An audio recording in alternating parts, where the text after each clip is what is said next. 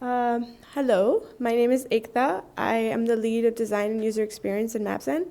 And I'm going to talk about the UX, the user experience of navigation apps. And I'm going to use the road trip that I took from New York to Montreal as a way to show you the screens that I encountered and my past experiences of building these apps and what goes behind the scenes to think about it. Let's see. Okay, there we go. I grew up in Mumbai. I spent my first 21 years of my life there, and then I came to New York to go to grad school for design. They look very similar, and they are very similar cities, actually. A quick history lesson for Mumbai. It was a group of 7 islands, and the British wanted to make it into a port, open some trade routes, so they filled it in, and ta-da, in 1845, you had a continuous landmass. There's going to be a lot of similarities between what Aaron talked about, but I'm not going to go that route. I'm just going to talk about how Mumbai developed. That's much deeper than I thought about it. So the city went through a lot of informal and formal development from that time. This is a picture of the largest slum in Mumbai. This was the more informal development where fishing villages have transformed into these like permanent fixtures of slums in the city. For the cartographers, that's what that looks like. And then came the more formal development. The high-rises developed as it increased. The city built tall and pushed north. South Bombay was like the Manhattan of Mumbai. So there's a constant tension between these two forms of settlement, and which reflects on the grid of the city. And so, which brings me to moving around the city and driving. Like most kids, my dad did not teach me how to drive. The first time he sat next to me, I gave a running commentary about what's going on. I talked to pedestrians, to cars, to inanimate objects, some road rage, and he didn't quite enjoy that, so he gave up. But what he did give me was his knowledge of Mumbai city streets. He grew up there, and he spent most of his young age driving around on a Vespa. I would encourage you to go ahead and Google Mumbai family on a scooter. And me and my brother and my mom rode on a scooter with him. Some fun images there. And as a result, my friends called me the human GPS, because I would get phone calls until recently, even when I was here, when my friends would be stuck in traffic, and they would call me to ask me about how they could get out, and I would help them navigate their way out. And they're only sometimes caused by cows and cattle on the street. So naturally, the first project with my design freedom as a grad student was a navigation app for Mumbai, where I wanted to put all of the knowledge that I had onto in the form of an app. It took the form of a crowdsourced traffic reporter to get the pulse of the city. The red dots that you see are where traffic was there was most congestion that was reported by people that were driving around. The 1, 2, 3 at the top are alternate routes. So because of the organic nature of the road networks, that's usually a way to kind of skirt these major congestion areas if you know how to, because most of them could end in dead ends. And then this is what the screen looked like for reporting a traffic jam or a congestion. To the right, you see the frustration level meter. Started off as a joke, but that was like the most used part of this app. It's almost like screaming into the phone when you are stuck in traffic. It's very satisfying. And at the core, you see where my road rage is coming up, right? At the core of it was also the way we asked for directions in Mumbai, and a lot of places in Asia would be you pull over at the side of the street, like just yell out at a bodega person or a person walking on the street and ask them, you're trying to go to XYZ, they'll look around, act confident as if they know, and then they'll say, okay, keep going straight. When you see a bank, turn left, keep going to see the temple, turn just right before the school, and that's your destination. So this was an attempt to use landmarks and real-world clues in the form of a phone in your hand. So that was 2008, and digital maps and our phones have come a long way. They have definitely changed the game for mapping. Most people outside of this conference experience cartography on their phones and on their devices. This blue blinking dot is like the icon of like what a map means for people. So fast forward to now, at Mapzen, I've been, for 4 years, we've been building a mapping platform, including all the services, search, map display, navigation.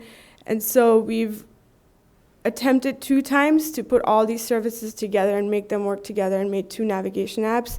They do slightly different things, but it was a way to see how our services work together and also see the quality. And so we could use our own services in an app form.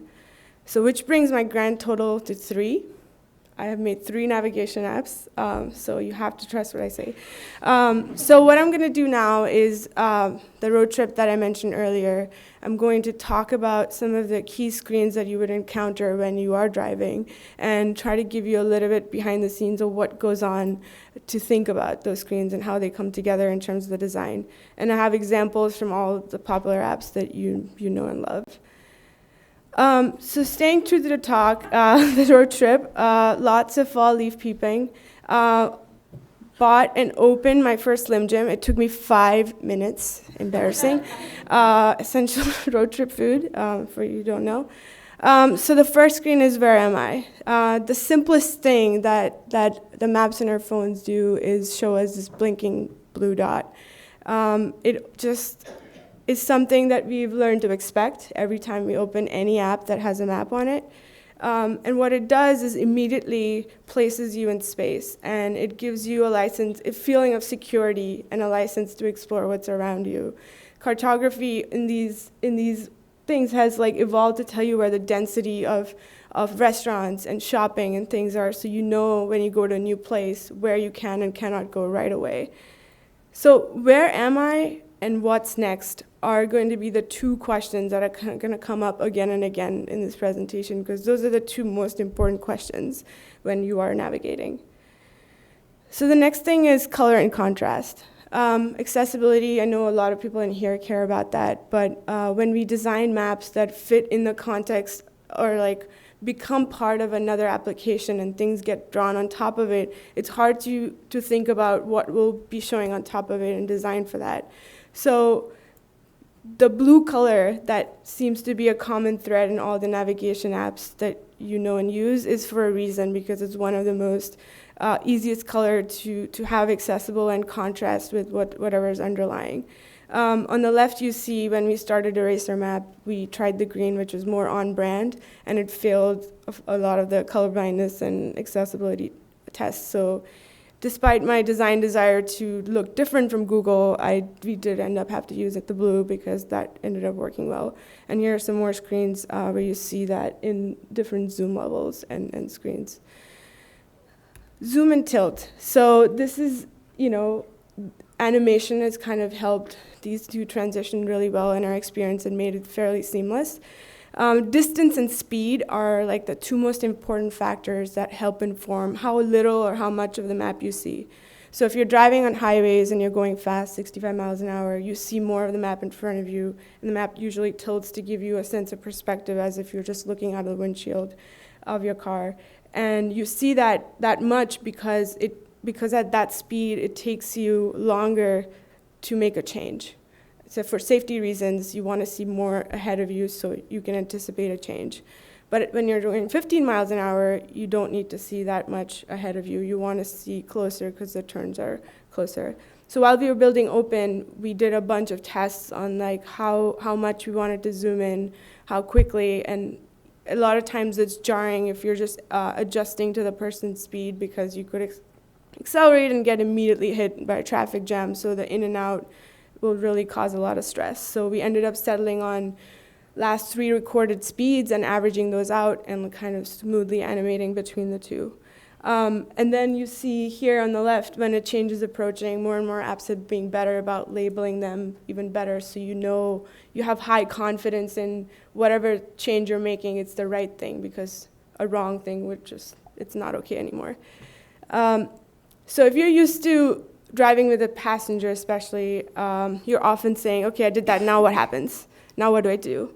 So the next thing is always like the biggest like stress inducer while you're driving. So I have 3 examples up here. So we started, when we were building Open and Eraser Map, we started by optimizing for highway driving. So you see upcoming turns within 5 miles of them approaching. So you have enough time to change lanes, and the lane guidance that, nowadays you see, it's like extra help, so you've positioned yourself correctly. But when you're driving in a city, 5 miles might be the distance between your start and end points. So we settled on more like 1 mile to tell you what the change is. So you had enough time to do that, and roads are narrower as well. And then when 2 turns are happening very close together, like in the center screen here, it's helpful to show what's coming up, especially because they're happening fairly immediately, so you can prepare. So it's all about cutting the stress about what's next. Failed emoji. That was a drum, by the way. If you're on a highway and so you're going 50, 60, 80 miles an hour, and you have 80 miles ahead of you with no change, what do? You start rocking to Selena Gomez, step 1. In this case, you show how using Apple Maps, they will prompt you at the right time with a notification to show you that even though you're rocking out to your music, you have a change coming up and you should pay attention to that. So that's been extremely helpful. So text instructions. There are a few different types of drivers, people who like to look at the map while they're driving. Some people just like to listen. Some people like both. In this case, for text instructions, I think we all agree it's impossible to read while driving. You shouldn't do it. It's highly unsafe. So for these screens, actually, they're the most used screen, which is something like this that you'll look at all the time, the left 2. And 3 things most important that I considered when we were designing was how long till a change happens, what is the change or what direction is the change, and where do I end up after that change. So I believe Apple does a better job in the center to show you distance. That's what you see first. So as that's counting down, you have an idea of how much time you have to make the change. The next is the arrow, nice and big. You see which direction it is. So again, you can align yourself on the road. And then where do I end up? So matching, having highway signs and symbols to match what you're seeing around you. So you can, again, use those cues and match those up and have confidence in the change you're about to make. And if you're a passenger navigating, a lot of times I've done this to conserve battery. I will only look at the turn-by-turn directions. So you don't start the GPS, so you conserve battery, but you still know where you're going. And they're more verbose. So you notice the difference between what you see up here, which is short and to the point, no words, no verbs, none of that. But the turn-by-turn, they're in French, will show you a more verbose, like a sentence. So like I said, everyone drives differently. When I'm driving, I only listen to audio. I don't look at the screen at all because it's hard. No accidents. So it's interesting because these days we all rely on our phones to tell us things in different ways. So audio instructions for different types of drivers for these apps are designed to both complement the text instructions but also work by themselves. So Waze has a whole library of voices built in. They had Arnold Schwarzenegger doing the Terminator voice for a while. Mine is set to English boy band, which is delightful, having the instructions sung to you. So once you discover that, you can't undiscover it. So what do, you have fun with that. And then, so what we did is recorded a neurotic millennial giving you directions. I'm gonna play that for you. Let's see. Stay to left. Stay there. There's another one. Keep going straight. Just keep doing it. We can all guess whose voice that is. The next one is localization. So as much as you can prepare for driving into Canada, it's still hard in real time when things go from miles to kilometers. That sign, how fast am I going? I don't know how fast I'm going. So a few years ago, I remember driving around the US side of Niagara Falls, in the town of Niagara, and the Google Maps app, as I was on a route navigating, kept switching between kilometers and miles, and that was bonkers. And I was very traumatized by that. So this time I was like, is it going to do that again? So it doesn't do that again. So I think most apps have gotten smart to automatically just tell you the units in which the country or region that you're driving in. In this case, when we were going from US to Canada, it stayed in miles, but when we routed inside of Canada, it was using kilometers. So it's, again, matching what you're seeing around you and giving you those units. They can be customized, so if you still prefer to go in miles, you can still do that, but automatically it will switch. And then the other aspect is language for both text instructions and also voice.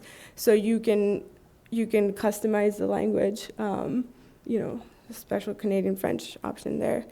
And then the last transition from driving from one country to the other is AT&T pretty much said goodbye at the border, so lost service offline.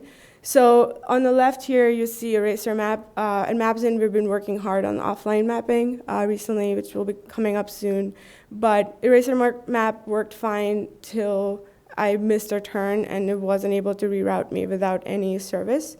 But Google Maps will do the same pretty much. So it's hard to do navigation once you've strayed off your path. But Google Maps does allow you to download a region in advance. So if you haven't done that already, you can, which means the map tiles you'll always have them. They'll be able to give you routes. They might not be traffic informed, but you'll have routes. And on the right, you see I tried this yesterday on airplane mode. I just looked up directions to the biodome, and I was able to go back and get turn by turn even on airplane mode. So that's exciting. So like I said, I've done this 3 times now, and I've learned a few things. So just to recap, safety first. It's about getting people from A to B, and it's really lives are at stake. So it's okay as a designer to want to have fun, to create new UI, but at the end of the day, all the testing that we did was aimed at being safe, being clear, being visible at all times. The second is usability.